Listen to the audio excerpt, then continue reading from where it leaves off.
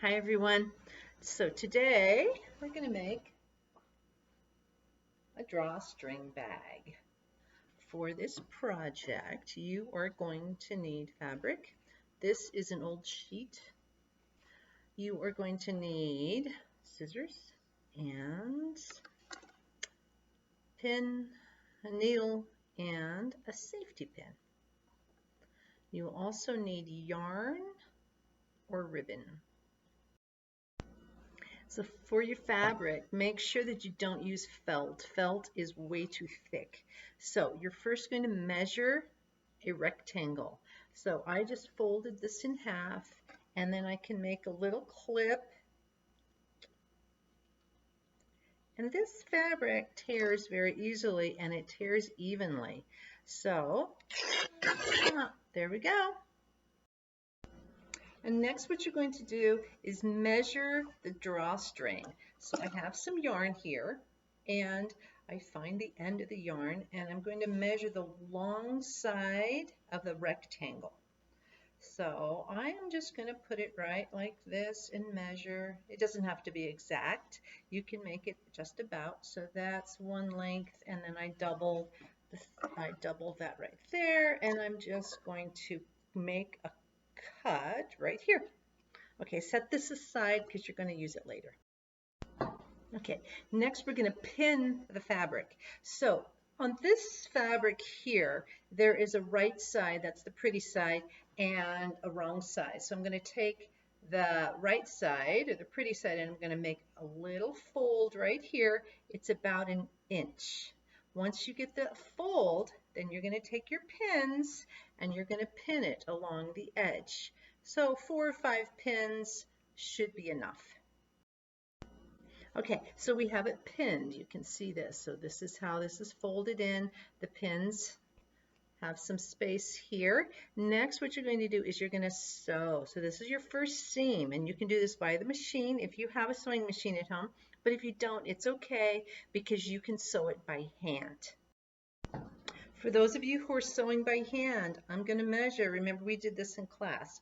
You measure this much thread. So spread your fingers out, and that's how much thread you need to start with.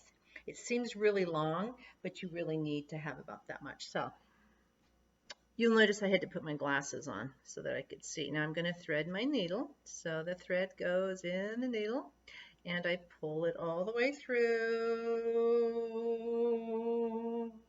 And once I have the two ends meet, then this is where I make my knot. So here's a knot right here. Okay. If you're on the sewing machine, you know how to start yours.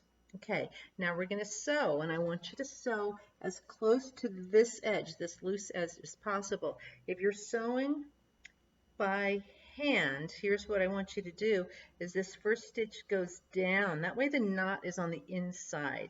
So you go down. Now you're going to make stitches that are really close to each other because you don't want this to fall apart after all the work you're putting into it.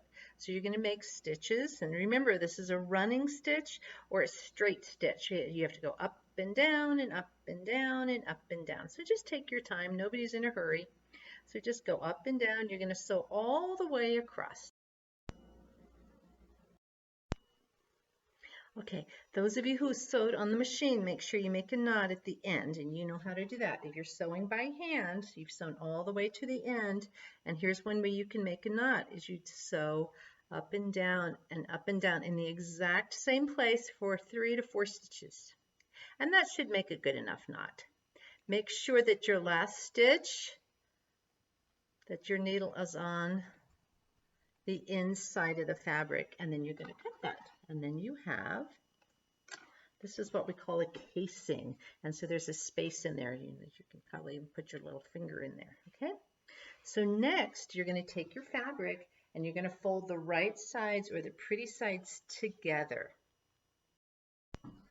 Okay, so now it's folded in half, and here's the casing, and this is the casing. The stitches are on the inside. So next you're going to pin it again. So be careful, this first pin, you're going to leave open the casing. You're going to leave that open because this is where your drawstring is going to go. So you're going to pin it, again, 3 or 4 times is enough. You don't need too many pins when you're pinning something together. It's just to hold it in place while you're sewing. So I put 2 down this way, and I'm going to put 2 more across the bottom.